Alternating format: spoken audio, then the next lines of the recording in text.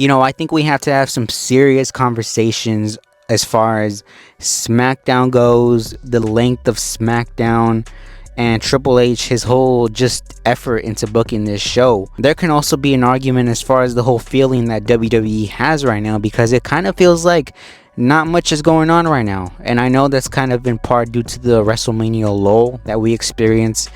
After every WrestleMania, there seems to be a down period, at least until Money in the Bank, at least until SummerSlam.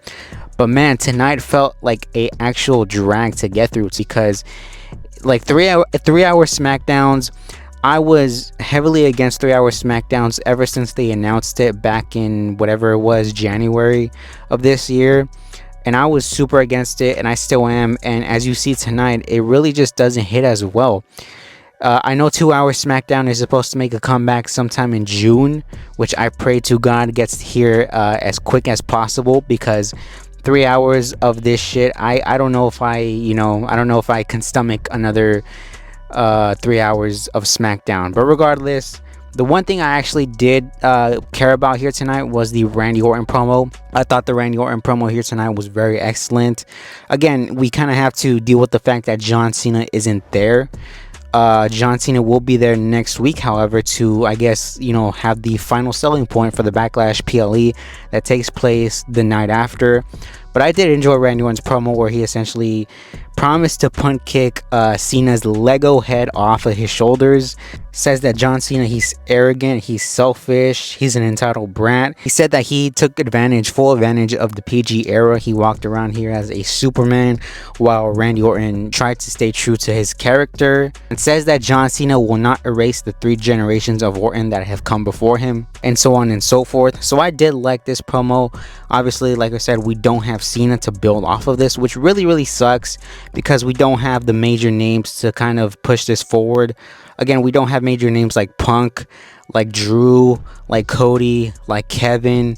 Tonight, the major name that we had on the show was Randy Orton. We also had Aleister Black get a win over The Miz. Again, The Miz in 2025, The Miz being on SmackDown, I don't know what we're doing with The Miz. I get he's the first sort of, inaugural opponent for Aleister Black on his return.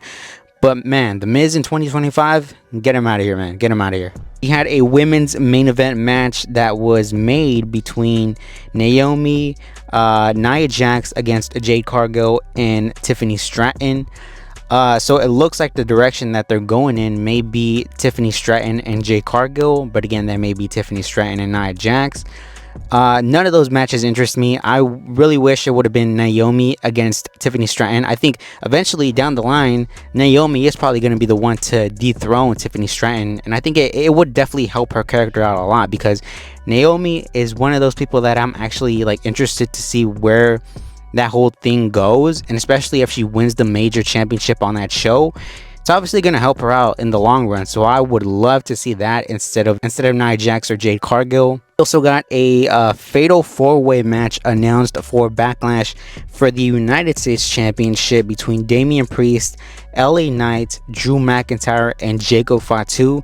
So kind of as I predicted last week, this match has been made official for Backlash.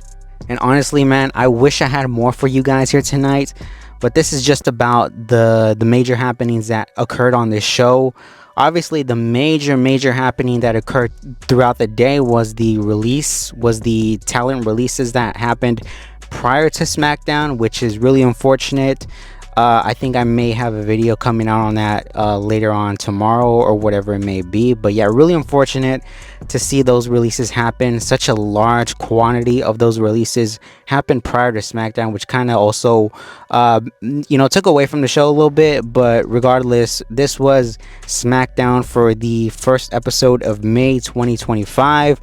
Again, we need to have conversations as far as the 3-hour format, because goddamn, this was a challenge to get through. I hope going forward we can reassess where SmackDown is, where Raw is, where this whole company is at this point, because we need some fire to ignite in this company. So let me know what you guys think down below. Let me know your thoughts and your reactions to everything that we saw here tonight. And until next time, take care, and I will see all of you on the next one.